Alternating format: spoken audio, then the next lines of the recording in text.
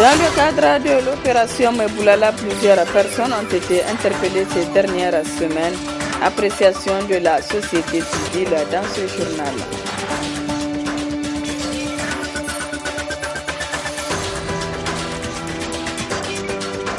Sounou Assurance organise depuis ce matin une formation en sécurité routière à l'endroit des conducteurs des transports urbains. Détail dans cette édition.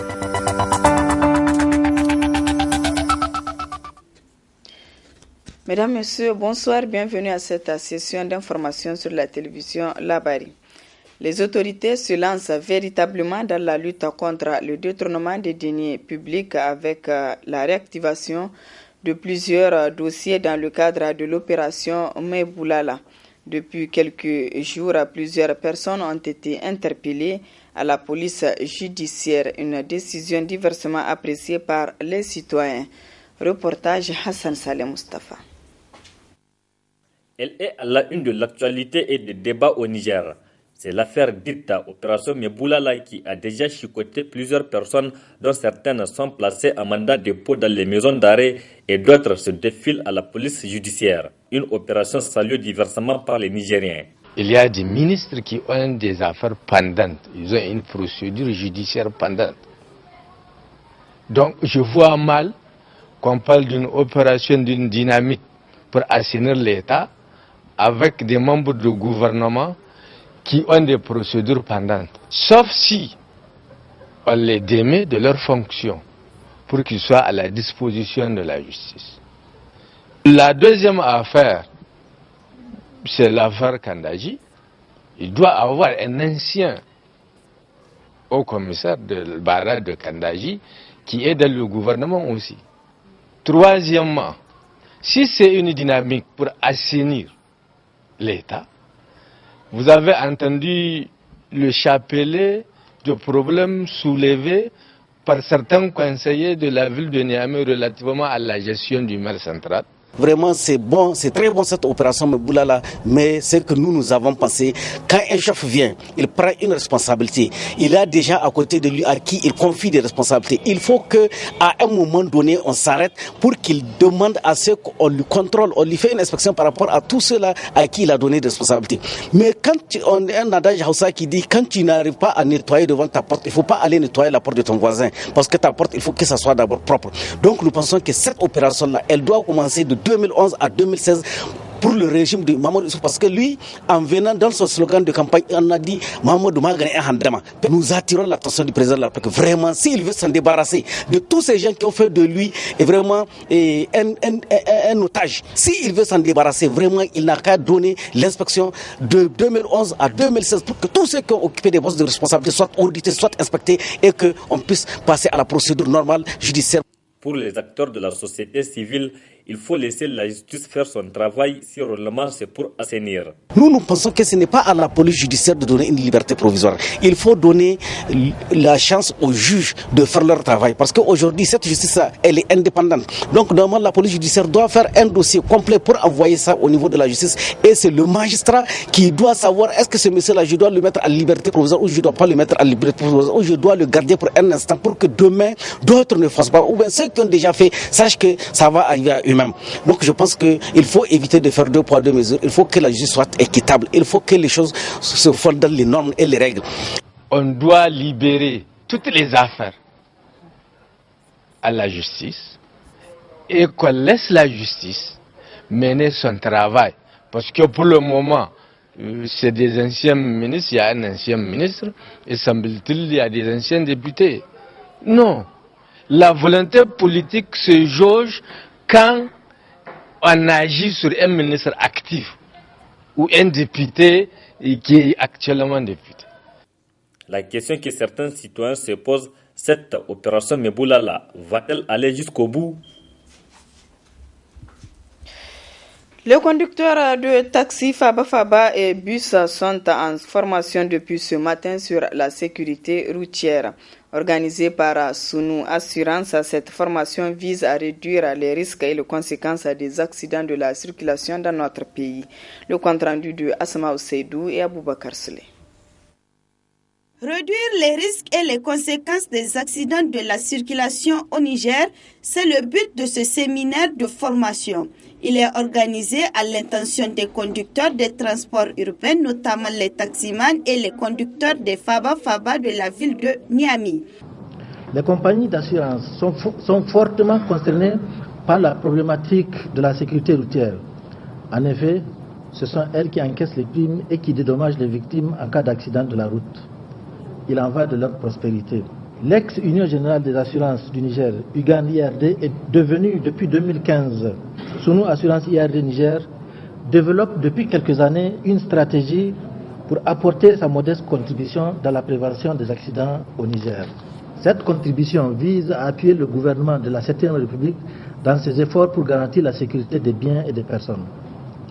L'un des axes stratégiques retenus par Sunu Assurance IRD Niger est la formation des acteurs en sécurité routière dans le but de créer une synergie d'action entre les acteurs, d'assurer une meilleure compréhension du fléau, de créer les meilleures conditions pour une bonne maîtrise et traitement des dossiers de sinistres, de modifier les comportements au volant. L'objectif visé par cette formation est de réduire l'exposition aux risques routiers des chauffeurs de taxi et Faba et plus précisément améliorer leur connaissance sur les accidents, les amener à identifier et à prendre conscience des risques routiers personnels, les inciter à prendre de bonnes habitudes lors de la conduite automobile, modifier leur comportement au volant. Dans la sous-région, le Niger est le pays où le taux d'accident reste élevé, une situation qui interpelle les autorités en charge de transport au Niger. Les autorités du Niger ont pris des textes pour réglementer le transport routier des personnes en zone urbaine et urbaine à travers le décret 88-091/PCM-S MT/T du 10 mars 1988 réglementant le transport public routier de personnes en zone urbaine et suburbaine.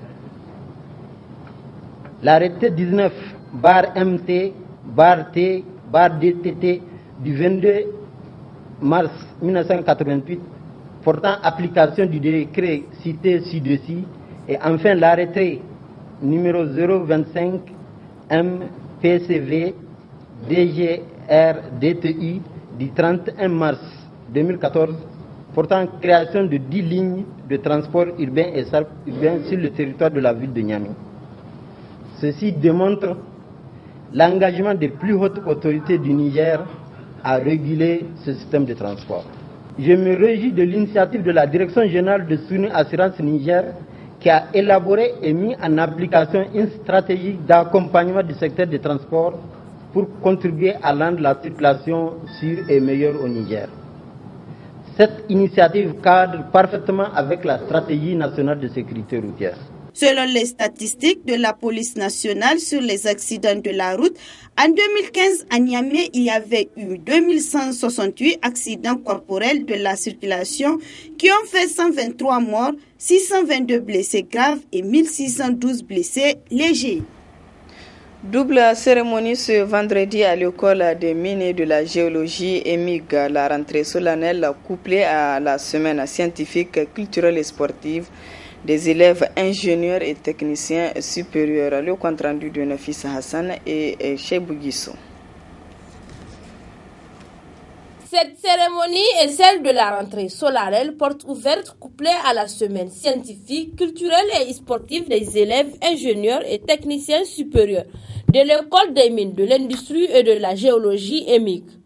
Objectif, féliciter ses meilleurs lauréats et encourager les autres promotions pour un travail bien fait. Nous mettons à profit cette journée pour présenter au public nos efforts dans l'apprentissage au transfert de technologies et les différents thèmes de recherche initiés dans les différents départements techniques. La visite guidée qui fera suite aux différentes allocutions vous donnera l'occasion d'apprécier les différentes thématiques sur la recherche initiée par les départements techniques. Il vous est possible d'en faire de nouvelles propositions et de formuler des recommandations.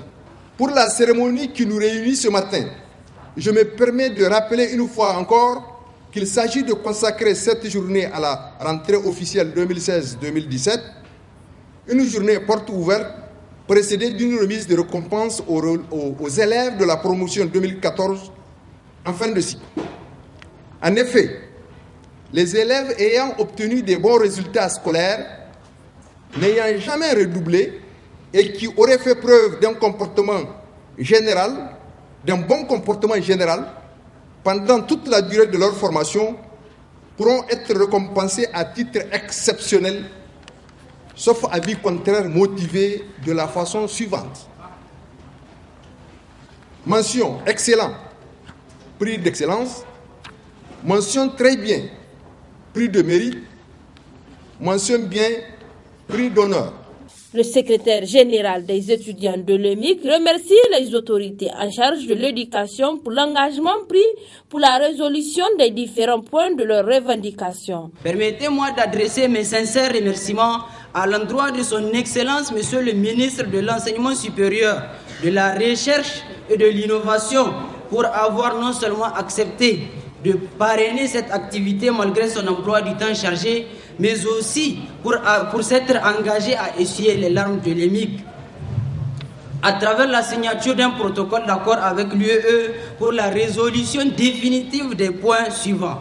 La couverture de la cité en réseau Wi-Fi haut débit indispensable au contexte académique, le renforcement de nos laboratoires en matériel de travaux pratiques, l'augmentation conséquente du budget alloué à l'EMIC pour faire face aux multiples défis auxquels elle est confrontée, l'acquisition d'un groupe électrogène pour remédier les problèmes de coupure intempestive, la dotation de l'EMIC en au moins un bus de 70 places pour permettre aux différents départements d'effectuer leur voyage d'études, notamment sur les sociétés minières d'Arlit.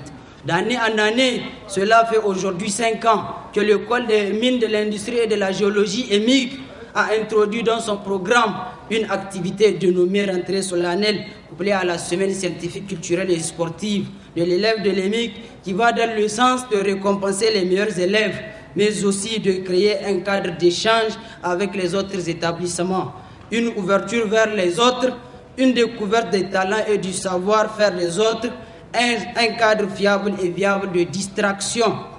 Bref, une autre école où l'on apprend à se cultiver et à s'épanouir. Cette semaine scientifique, culturelle et sportive des étudiants de l'EMIC est à sa 5e édition. La maison de la presse a servi de cadre ce matin à une cérémonie de vulgarisation du rapport de monitoring sur l'accès aux médias publics. Elle est organisée par le Conseil supérieur de la communication CSC avec l'appui de la coopération danoise. Le compte-rendu de Nafisa Zakou et Abdoulaye Soumaïla. La présente cérémonie consacre la vulgarisation du rapport de monitoring sur l'accès des partis politiques, des syndicats, des associations et des citoyens aux médias publics. Ce rapport semestriel s'inscrit dans la droite ligne de la mission et des attributions du Conseil supérieur de la communication tel que défini par la Constitution du 25 novembre 2010. Nous avions rendu public justement donc ce rapport et nous avions relevé une distorsion entre les demandes adressées au CSC et qui ont reçu l'accord du Conseil supérieur de la communication pour traitement et diffusion ou pour traitement et publication et qui malheureusement donc n'ont pas fait l'objet de couverture et de diffusion ou de publication par les médias publics. Donc il s'agit à travers cet exercice de partager avec l'ensemble des acteurs justement donc ce rapport afin d'apporter des correctifs pour que chacun dans sa sphère de compétences veille à ce que donc l'esprit de la loi 2012-34 portant sur l'accès équitable aux médias publics soit respecté. Et vous avez vu justement donc à la suite de la présentation de ce rapport un certain nombre de recommandations qui ont été faites donc aux médias publics en vue d'assurer ce rôle régalien qui est dévolu au nom de la mission publique qui leur est conférée, donc pour respecter scrupuleusement justement donc les demandes qui ont reçu l'accord du Conseil supérieur de la communication. Et c'est dans cet esprit justement donc que nous avions aujourd'hui décidé de partager ce rapport. C'est le 3e du genre que nous avions produit, un autre est en cours. Et nous allons donc aussitôt qu'il serait fini le partager donc avec l'ensemble des acteurs concernés. C'est par la présentation du rapport semestriel de monitoring janvier-juin 2016 qu'a pris fin la cérémonie. Je vous donne lecture de ce communiqué de presse du réseau des radios et télévisions indépendantes du Niger, RRTIN.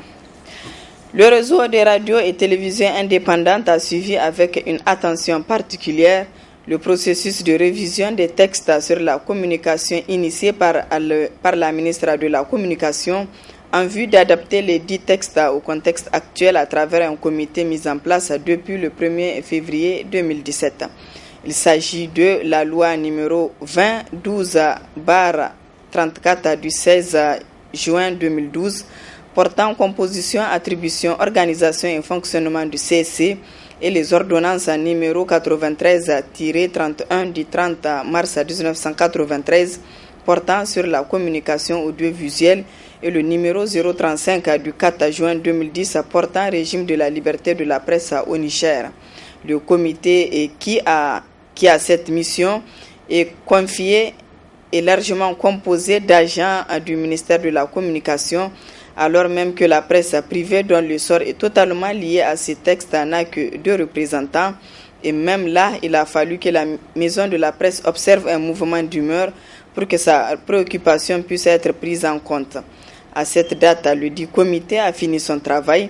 Un rapporteur à la personne du directeur du cabinet du président du CSC, ancien directeur de législation au ministère de la Communication, a été chargé de porter toutes les propositions de modification et interviendra par la suite à l'étape supérieure qui consiste à mettre les dits textes dans le circuit de révision au niveau de l'Assemblée nationale.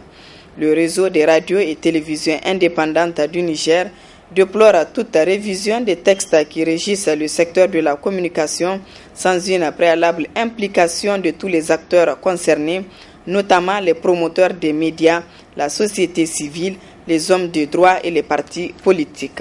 Le réseau des radios et télévisions indépendantes du Niger dénonce tout projet de révision visant à remettre en cause la liberté d'expression, fondement de la démocratie, et prévient l'opinion nationale et internationale sur les menaces qui pèsent désormais sur les précieux acquis arrachés de haute lutte pour le rayonnement de la presse au Niger.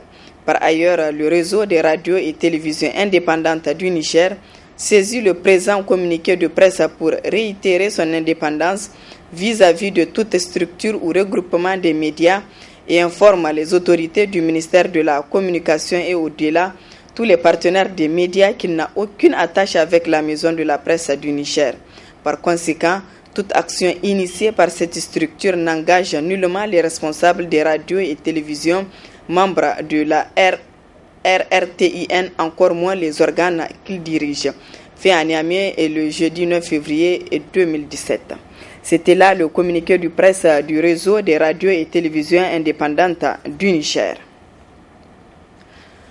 Autre aspect de cette édition, l'agence nigérienne de lutte contre la traite des personnes a organisé à Dosso un atelier de formation sur la traite des personnes et le trafic des migrants au profit des juges des mineurs et des juges au tribunal des 10 tribunaux de grande instance du Niger. Suivez le compte rendu. Renforcer les capacités des juges des mineurs et des juges au tribunal sur la lutte contre la traite des personnes et le trafic des migrants. Tel est l'objectif de cet atelier qui concrétise l'engagement des autorités à promouvoir, protéger et garantir les droits humains de la personne en général et ceux des victimes de trafic humain en particulier. En mai 2015, le Niger s'est doté d'une loi contre le trafic illicite de migrants. Il y a beaucoup de difficultés parce que c'est une loi qui n'est pas bien comprise. Alors il est important pour l'agence que l'ensemble des juridictions du Niger soient imprégnées de la loi, qu'on la vulgarise et qu'on leur explique comment appliquer la loi pour une meilleure efficacité. Le présent atelier que nous organisons a 2 objectifs. Le premier objectif, c'est d'abord, avec le Haut Commissariat aux réfugiés, amener les juges à faire la distinction entre le migrant économique en situation d'irrégularité et le réfugié qui fuit une persécution. Ces 2 profils sont différents. Il est important que les juges sachent à quel moment il faut appliquer le droit humain, le droit international, et à quel moment il faut prendre les mesures sécuritaires qui s'imposent. La deuxième chose, c'est que on est là pour les juridictions, pour les former et pour leur dire c'est quoi la traite des personnes, c'est quoi le trafic illicite de migrants. Les juges des mineurs, la traite et le trafic illicite de migrants a pour victimes principales les femmes et les enfants. 70% des victimes de traite de personnes, ce sont des enfants. Or, leur prise en charge ne peut se faire sans une formation des juges des mineurs qui assurent les ordonnances de placement et la remise à parents. Au vu de l'ampleur de ce phénomène qui n'épargne aucune région et aucun pays, le gouverneur de la région de Dosso trouve bien justifié ce choix de juristes pour cette formation. La criminalité transnationale organisée est un mal insidieux dont les formes et les conséquences sont aussi multiples que délétères. Elle englobe la corruption, le trafic de drogue et d'armes, le terrorisme, la traite des personnes ainsi que le trafic illicite de migrants. Elle sape la quiétude sociale, viole les droits humains et prive les victimes parfois de leurs droits les plus élémentaires. Ce phénomène n'épargne aucune région, aucun pays. C'est dire que la participation des juges des tribunaux de grande instance du Niger au présent séminaire trouve sa justification dans le fait que l'ensemble des régions du Niger enregistrent des départs et des retours volontaires de migrants après des difficultés rencontrées durant la traversée ou pendant le séjour irrégulier en pays d'accueil. Par l'organisation de cet atelier, les autorités nigériennes sont déterminées à prévenir et combattre le phénomène de la traite des personnes et du trafic illicite des migrants. Les utilisateurs d'Internet de compagnies de téléphonie mobile au Niger vivent depuis hier de sérieux problèmes de connexion, ce qui a suscité ce reportage de Abdelrazak Hamidou et Abdel Nasser Seydou. Payer cher et ne pas avoir une bonne connexion Internet. Pire, la connexion, à des moments, elle est inexistante. C'est le calvaire que vivent les utilisateurs Internet de certaines compagnies de téléphonie mobile depuis quelques jours. Oui, exactement. Ça fait au moins 2 ou 3 jours. On essaie de naviguer sur Internet, que ce soit sur Orange, RTL. Bon, la connexion est très très lente, quoi. Et c'est gênant parce que ça nous empêche de travailler, souvent de faire nos exposés. Oui, quoi. Donc, ça nous pénalise vraiment, quoi, la lenteur de l'Internet. Il faudrait améliorer d'abord la connexion. Déjà, bon, je connais pas tellement de choses dans l'internet et tout, mais en tout cas, d'après moi, Orange devrait mieux améliorer, voilà, pour satisfaire la clientèle. Comme ça, ils auront plus de clients et vous voyez quoi, ça nous permettrait de réussir, ça nous permettrait de travailler de plus en plus, ça nous permettrait de réussir nos recherches et tout quoi, parce que vraiment la lenteur de l'internet c'est très impossible quoi, ça nous complique la vie vraiment. Mais nous, de nos jours maintenant, on ne peut pas travailler sans la connexion. Pas nous les communicateurs seulement. Beaucoup de gens, à travers leur connexion, ils sont en train de travailler. Donc si la connexion est nulle, vraiment, moi je vois que c'est lamentable, quoi. Alors que dans des pays comme la Corée du Sud, la 4G a été lancée depuis 2011, ici au Niger, 6 ans plus tard, on peine à avoir une connexion 3G stable. La connexion, elle est pas stable. La connexion, elle est pas du tout stable. Et quand tu l'as vraiment, c'est de temps en temps et ça coupe. Il faudrait vraiment qu'ils essaient de, même si c'est pas vraiment la 3G ou la 4G, ils essaient au moins d'avoir au moins une connexion assez stable avec laquelle on pourra faire des recherches. Alors, les internautes, prenez votre mal en patience, car comme dirait l'autre, on n'est pas encore sorti de l'auberge. Dans le cadre des préliminaires de la phase allée de la Coupe de la Confédération, l'AS Douane accueille demain au stade général Sénikounté le club marocain de hier Tanger. Les douaniers ont effectué cet après-midi leur dernière séance d'entraînement. Joueurs et staff sont tous conscients que la victoire est impérative à domicile. On les écoute. On est venu un jour demain, c'est pour gagner. J'ai eu à le dire, la qualification dépendra du résultat de demain. Quel que soit le but que nous allons marquer, sans en prendre, je pense que c'est ça la qualification. Si c'est 1, si c'est 2, il est essentiel qu'on arrive à battre cette équipe. Au moins qu'on parte au Maroc avec une victoire dans la cagnotte. Comment se présente l'état de forme de votre groupe? Bon, au beau fixe, il se porte bien. On fait une dernière séance, juste pour un réveil musculaire. Et parce que depuis hier soir, on ne s'est pas entraîné, donc cet après-midi, je pense qu'on va faire un travail de 45 voire 1 heure de temps pour que nous puissions être en forme demain. Bon, vous le savez, je pense, dehors de Daouda, tous les autres sont bien portants. C'est Daouda qui a mal à la main. Bon. Et il a repris les entraînements il y a 1 semaine de cela. Donc on ne prendra pas le risque de l'aligner. Sinon, tous les autres, tous les 24 autres sont présents, sont disponibles.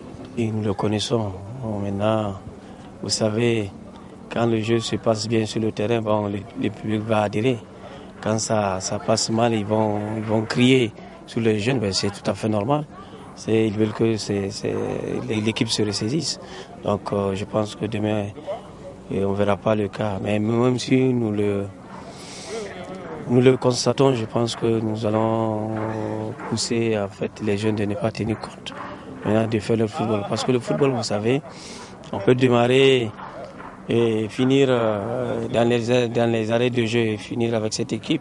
Maintenant, c'est à nous de ne pas se précipiter et pour laisser des brèches derrière nous. Donc on va faire notre football comme nous avons l'habitude de le faire et je pense que les buts viendront au moment opportun. Bonne chance à l'AS Douane, bonne chance également à l'AS Fana qui jouera demain à Abidjan contre l'AS Tanda dans le cadre des préliminaires de la Ligue des champions de football. Une mission conjointe du secrétariat exécutif de la SDS Sahel Niger, de la cellule Union européenne et du ministère de la Santé s'est rendu du 17 au 27 janvier dernier dans la région d'Agadez. Il s'agissait pour cette mission de voir l'état d'avancement des travaux de construction ou de réhabilitation d'infrastructures sanitaires à Ingel, Agadez, Iferouane et Bilma. Nous vous proposons de suivre le film complet de cette visite. Très bonne réception. Cette mission est conjointement menée par le secrétariat exécutif de la SDS Sahel Niger, la cellule Union européenne, le ministère de la Santé et les bureaux de contrôle des travaux.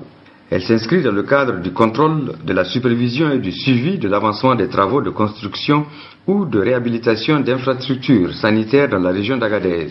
Ainsi, dans le cadre de la mise en œuvre de la SDS Sahel Niger, le projet d'appui au développement local des régions du nord du Niger, PADEL-RNN, financé par l'Union européenne, vise spécifiquement à renforcer les capacités d'intervention des acteurs publics et privés afin d'améliorer les conditions de vie des communautés des régions du nord du Niger. C'est dans ce cadre qu'il est entrepris dans la région d'Agadez la construction de l'hôpital de district de Bilma, la réhabilitation et la mise à niveau du CSI de type 2 d'Iferouane et celui d'Ingal, et la construction du plateau technique et de l'administration du centre de santé de la mère et de l'enfant d'Agadez. Les travaux d'extension de la maternité d'Ingal, la maternité et le service préventif de Iferouane, la construction de du nouveau hôpital de district de Bilma va beaucoup contribuer à l'amélioration des conditions sanitaires de la population. Ça va rehausser considérablement le plateau technique des services de santé. Ça va aussi contribuer à l'amélioration des indicateurs tels que la réduction de la mortalité maternelle, la réduction des décès infantiles et en gros ça va beaucoup contribuer à l'amélioration de l'état global de santé des populations en général, sanitaire d'Agadez. C'est une grande satisfaction pour nous, surtout pour les populations qui sont dans ces zones-là, parce que ça va beaucoup réduire aussi les évacuations sanitaires. Et les services de santé et la population vont gagner dans ces. En se rendant sur place à Iferouane, les membres de la mission ont trouvé à l'intérieur du CSI des bâtiments flambants neufs, preuve que les travaux ont été entièrement achevés à la grande satisfaction des autorités administratives et coutumières, des populations et de la société civile, devant lesquelles il a été procédé à la réception provisoire des bâtiments du CSI. Et nous sommes dans la logique du programme du président de la République et celui de son gouvernement dirigé par Brigitte Rafini, son excellence, pour atteindre les objectifs assignés à des critères sociaux très importants qui sont la santé et l'éducation. Une couverture satisfaisante, effectivement, au plan santé, perspective sanitaire et personnelle est à noter, mais effectivement, il restait à ce que le département soit doté, compte tenu de son enclavement, d'un outil lui permettant de subvenir à toutes les exigences liées à la santé et compte tenu de l'éloignement de certains centres de référence. Ça nous va droit au cœur et nous sommes très fiers aujourd'hui d'arriver à la réception provisoire de ces bâtiments qui sont complets pour en tout cas la fonction pour laquelle ils sont destinés. C'est-à-dire tout ce qui concerne les questions relatives au processus d'accouchement des femmes, mais aussi au processus du suivi des enfants. Donc vraiment, nous sommes fiers de faire la réception provisoire aujourd'hui. Donc effectivement, compte tenu de l'enclavement que l'on connaît tous pour ce qui est de la localité du Ferroine, à travers ces travaux, en principe, nous avons la chance que maintenant même les évacuations pourront être diminuées. Tantôt je parlais du fait qu'il nous faut quand même aussi du personnel pour que, en tout cas, le chef du CSI soit épaulé afin que le travail se fasse bien. Mais parce que tout le monde connaît l'état de la route entre Iferouane et Arlit, parce que le premier centre d'évacuation c'est quand même Arlit, et par conséquent nous lançons un appel justement au niveau des partenaires techniques et financiers de l'État aussi, pour que l'état de la route Iferouane, en tout cas Arlit ou Iferouane-Gougaram, en tout cas soit vraiment amélioré. Donc les travaux sont nécessaires à ce niveau-là. Heureux les habitants d'Iferouane qui viennent d'apprendre que ces nouveaux bâtiments seront entièrement équipés de matériel de soins et le personnel qualifié mis à disposition. Donc avec ces deux joyaux que nous avons reçus, nous allons, n'est-ce pas, profiter, n'est-ce pas, pour bien, n'est-ce pas, suivre les accouchements assistés et rehausser ce taux, n'est-ce pas, d'accouchement assisté, rehausser le taux de la planification familiale, rehausser, n'est-ce pas, le taux en ce qui concerne, n'est-ce pas, la santé des enfants, n'est-ce pas, le PEV, n'est-ce pas, rehausser, n'est-ce pas, tous ces indicateurs, la vaccination, donc avec le nouveau bâtiment qui est en face de moi, donc avec la vaccination des enfants 0,5 ans, donc nous allons, n'est-ce pas, rattraper, n'est-ce pas, et éviter tout ce qui est, n'est-ce pas, épidémie, n'est-ce pas, avec la vaccination. Ailleurs, à Bilma, le même motif de satisfaction est à noter. Et pour preuve, l'hôpital de district en construction prend forme. Les travaux d'exécution des travaux est de plus de 42%. Les travaux avancent normalement, ce qui réjouit l'ensemble de la population, car 700 km séparent Bilma d'Agadez, le centre de référence le plus proche. La question de santé n'a pas de prix, c'est une question prioritaire. Elle est d'autant plus prioritaire que nous, on est situé à 700 km de l'hôpital de référence de la ville d'Agadez, où on a vu nos femmes être transportées lors des accouchements et de mourir dans le désert. C'est un aspect même humaniste quand on veut rapprocher de telles prestations à une population qui est finalement perdue dans le désert. Nous sommes très fiers des autorités qui ont pu quand même accéder à l'attente de la population en matière de santé. Nous avons vu donc l'hôpital pousser et comme vous le voyez là, tout est dans les normes. Le Dieu qui nous a confié cet hôpital, c'est un joyau qui est très important. Et puis voilà, pour moi, chaque semaine, je fais 2 fois dans le monde. L'hôpital est fini, presque fini. Il ne reste pas grand-chose. Il reste la peinture, les carreaux, l'électricité, c'est tout ce qui reste. La clôture est finie. Ils vont laisser un petit passage pour que les véhicules rentrent et sortent. À l'idée de voir cet hôpital de district avec certaines spécialités installées, les habitants de Bilma sont pressés de mettre fin aux incessantes évacuations de malades vers Agadez. De Fachi jusqu'à Jado, les femmes souffraient. Les femmes en travail, on portait jusqu'à Agadez. Vu l'éloignement, 645 kilos. Vraiment, on est très contents de voir un hôpital à Bilma. Nous demandons maintenant de nous donner matériel et des personnels qui peuvent bien travailler à Bilma. Si à Iferouane et à Bilma, les entrepreneurs chargés d'exécuter les travaux ont été à la hauteur, il n'en est pas de même pour celui chargé des chantiers du CSI d'Ingal et celui du rehaussement du plateau technique du centre de la mer et de l'enfant d'Agadez. Pour Ingal, nous sommes déjà à 2 mois de fin de délai. L'entreprise a été instruite pour faire l'effort maximum pour réaliser les travaux.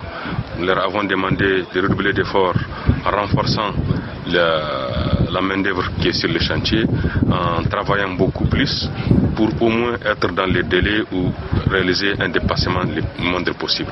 Parce que les entreprises savent qu'en cas de dépassement des délais, des pénalités vont courir et ça a l'air de faveur. Nous pensons qu'avec les instructions qui ont été données et que nous allons suivre avec beaucoup de rigueur, l'entreprise fera un effort. Pour les centres mères et enfants à Agadez, le problème est un peu plus complexe.